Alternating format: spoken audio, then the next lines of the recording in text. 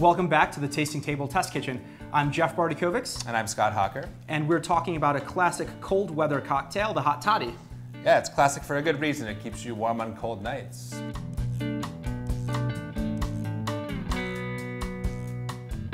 The thing to know about the Hot Toddy is that there is a magic formula. What's that? So it's 4 parts hot liquid, 2 parts whiskey or any other kind of booze of that nature, and 1 part sweetener. And the beauty is that once you know that ratio, you can play around with it all season long and never have the same drink twice. Always a new way to keep warm during winter. Why don't we get going with the classic? How do I do that, Scott? Absolutely. So let's start with the sweetener, which in this case is demerara sugar, otherwise known as sugar in the raw. So 1 part of that. Got it?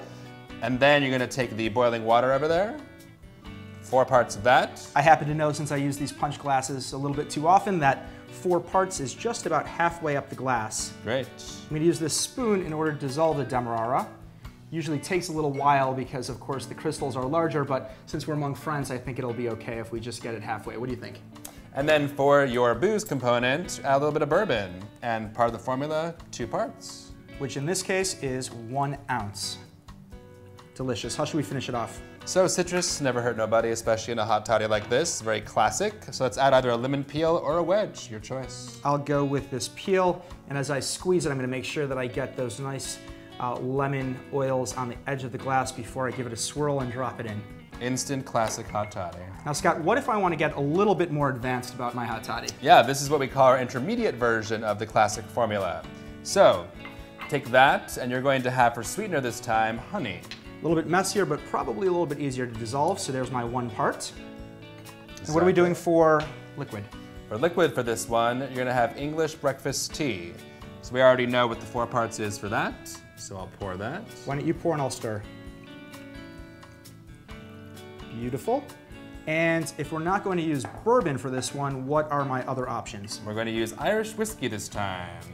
Another one of my favorites. I'll give this to you.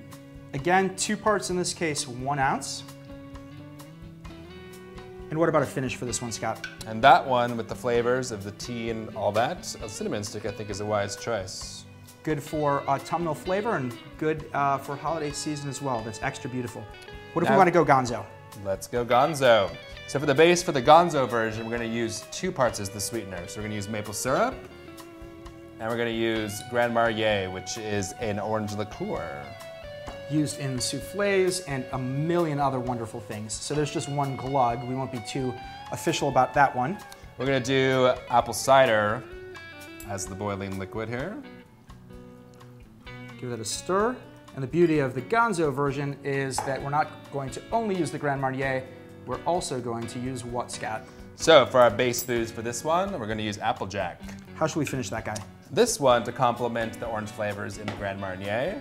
What else but an orange wedge? Sounds very smart to me. Why don't you do the squeeze? Absolutely. Great, so let's give these a try, Scott. I'll give you the Gonzo variation. Thank you. I will take the intermediate. Cheers. Cheers. That's delicious. Sure is. There you have it, 4-2-1, the ratio that you need to remember in order to make a delicious hot toddy with many variations all holiday long.